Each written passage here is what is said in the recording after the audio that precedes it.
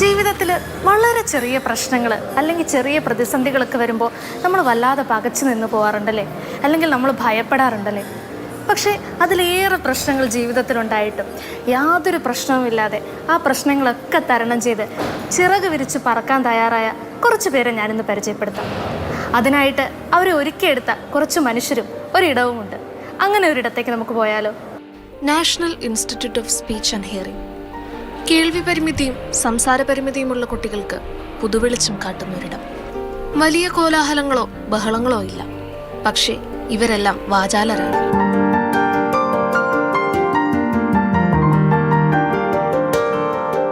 അവർക്ക് പറയാനുള്ളതോ കുന്നോളം വലിപ്പമുള്ള ആശയങ്ങളെക്കുറിച്ചും സ്വപ്നങ്ങളെക്കുറിച്ചും. ഇവർക്കുള്ളിലുള്ള കഴിവുകളെ ലോകത്തിനു മുന്നിൽ അവതരിപ്പിക്കുകയാണ് നിഷ്.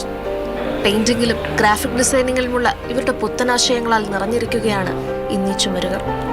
തങ്ങൾക്ക് മുന്നിലുള്ള അവസരങ്ങളെ തിരിച്ചറിയാൻ കഴിയാതെ പകച്ചു നിന്നവർക്ക് മുന്നിലേക്ക് പ്രകാശപൂരിതമായൊരു പാത വെട്ടിത്തെളിച്ചു കൊടുക്കാൻ കഴിഞ്ഞതിന്റെ സന്തോഷത്തിലാണ് ഇവരുടെ പ്രിയപ്പെട്ട അധ്യാപകർ. എല്ലാവരും സ്വന്തമായിട്ട് തന്നെ അവരവരുടെ രീതിയിൽ തന്നെ ചെയ്യുന്നതിന് പ്രാപ്തമാക്കുന്ന രീതിയിലാണ് നമ്മൾ ചെയ്യുന്നത്.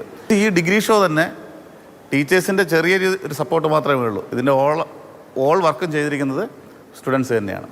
ഈ കുട്ടികൾക്ക് ഒരു പ്രൊഫഷണൽ അപ്ലൈഡ് ആർട്സ് എന്നുള്ള രീതിയിലും പെയിൻറ്റർ എന്നുള്ള രീതിയിലും സ്കൾപ്ചറിങ് എന്നുള്ള ഫോമിലും ഒരു നല്ല ഭാവി ജീവിതം ഉണ്ടാകും എന്ന് തന്നെയാണ് നിഷ് വിചാരിക്കുന്നത്. ഇനി സ്വാതന്ത്ര്യത്തോടെ ആത്മവിശ്വാസത്തോടെ ഇവർക്ക് പുതിയ മേച്ചിൽപ്പുറങ്ങൾ തേടാം.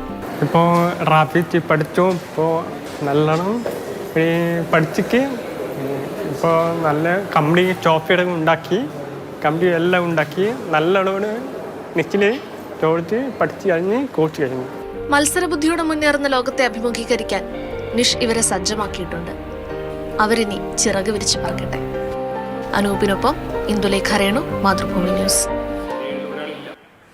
ഇന്ദുലേഖ രേണു തന്നെ നമ്മുടെ കൂടെയുണ്ട്. ഇന്ദു, ആ കുട്ടികളുടെ മുഖത്തെ സന്തോഷം ഞാനൊന്ന് നോക്കുകയായിരുന്നു. എന്തിനാണ് അവരെ മാറ്റി നിർത്തുന്നത്? എന്തിനാണ് പരിമിതികളുടെ പേരിൽ അവരെല്ലാം മാറി നിൽക്കുന്നത്? ഈ ലോകത്ത് അവർക്കും ഒരുപാട് അവസരങ്ങളില്ലേ? ആ അവസരങ്ങളിലേക്കെല്ലാം വിജയിച്ച് കയറാൻ വേണ്ടിയിട്ട് ഒരു വഴി ഒരുക്കുക കൂടിയാണ് അവരെ ചേർത്ത് പിടിച്ചുകൊണ്ട് നിഷും ഇപ്പോൾ ചെയ്യുന്നത്. ഞാൻ തുടക്കത്തിൽ പറഞ്ഞതുപോലെ തന്നെ നമ്മളിൽ പലരും നമ്മുടെ ജീവിതത്തിലുണ്ടായ ചെറിയ ചില പ്രശ്നങ്ങളെ ഓർത്ത്, അല്ലെങ്കിൽ നമ്മുടെ മുന്നിൽ വരുന്ന ചെറിയ ചില പ്രതിസന്ധികളെ ഓർത്ത് ഒരുപാട് സങ്കടപ്പെടുന്നവരും അല്ലെങ്കിൽ വിധിയെ പഴിക്കുന്നവരും ഒക്കെ ആയിരിക്കും അല്ലേ. പക്ഷേ ഈ കുട്ടികളെയൊക്കെ കണ്ടു നോക്കൂ. ഇവരുടെയൊക്കെ ജീവിതത്തിൽ ഈ സംസാരത്തിന് ചെറിയ പ്രശ്നമുള്ളത് അല്ലെങ്കിൽ കേൾവിശക്തി കുറച്ച് കുറവുള്ളതൊക്കെ എന്തെങ്കിലുമൊക്കെ ഒരു പ്രശ്നമായി അവർക്ക് തോന്നിയിരിക്കാം. ഇനി അവർക്കത് അങ്ങനെ തോന്നിയില്ലെങ്കിൽ തന്നെ മറ്റുള്ളവർ അതൊരു പ്രശ്നമായി അവർക്ക് മുന്നിൽ അവതരിപ്പിച്ചിരിക്കാം. പക്ഷെ ആ പ്രശ്നങ്ങളെയൊക്കെ എത്ര മനോഹരമായിട്ടാണ് അവർ അതിജീവിച്ചിരിക്കുന്നത്, അല്ലെങ്കിൽ നിഷ് അവരെ എങ്ങനെയാണ് ഇത് അതിജീവിക്കാൻ സഹായിച്ചിരിക്കുന്നത്. അവിടുത്തെ അധ്യാപകർ എത്ര സ്നേഹത്തോടും കരുതലോടും കൂടിയാണ് ആ കുട്ടികളെ ചേർത്ത് പിടിച്ചിരിക്കുന്നതെന്ന് നമുക്ക് ഈ സ്റ്റോറി കാണുമ്പോൾ തന്നെ മനസ്സിലാവും. കാരണം അത്രത്തോളം കരുതലോടെയാണ് അവരുടെ ഓരോ ചുവടിലേക്കും അവരെ ഈ അധ്യാപകർ കൈപിടിച്ച് കയറ്റിയിരിക്കുന്നത്.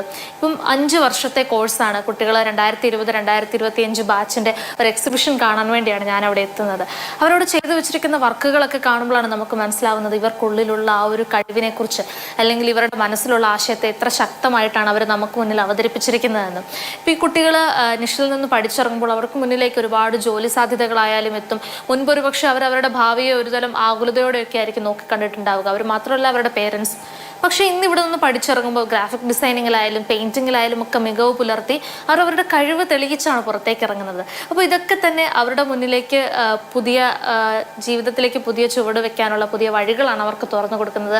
അതിപ്പോൾ എനിക്ക് ഈ കുട്ടികളെ കണ്ടപ്പോൾ മനസ്സിലായത് നമ്മളിൽ പലരും ഈ ചെറിയ പ്രശ്നങ്ങളെ ഓർത്ത് വ്യാകുലപ്പെടാതെ അല്ലെങ്കിൽ സങ്കടപ്പെടാതെ ഇവരെ പോലെ അല്ലെങ്കിൽ ഇവരെ ഒരു പ്രചോദനമായി കണ്ട് എത്രത്തോളം ധൈര്യത്തോടെ അല്ലെങ്കിൽ ആത്മവിശ്വാസത്തോടെ പ്രതിസന്ധികളെ തരണം ചെയ്ത് മുന്നോട്ട് നീങ്ങാൻ പറ്റുമോ അങ്ങനെയൊക്കെ നീങ്ങിയാൽ നമുക്കൊക്കെ എത്ര നല്ല ഒരു ഭാവി ഉണ്ടാകും, അല്ലെങ്കിൽ പ്രശ്നങ്ങളെയൊക്കെ എത്ര ലളിതം.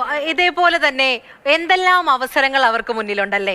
ഇങ്ങനെ ഒരു പരിമിതി ഉണ്ട് എന്നതിന് പേര് അതൊരിക്കലും പരിമിതിയായിട്ട് നമുക്ക് ആർക്കും കണക്കാക്കാൻ പറ്റില്ല. അവരെല്ലാം ചേർത്ത് പിടിച്ചുകൊണ്ട് കുറെ അധ്യാപകരും അവർ ഉറപ്പായിട്ടും വിജയിച്ച് കയറുക തന്നെ ചെയ്യും.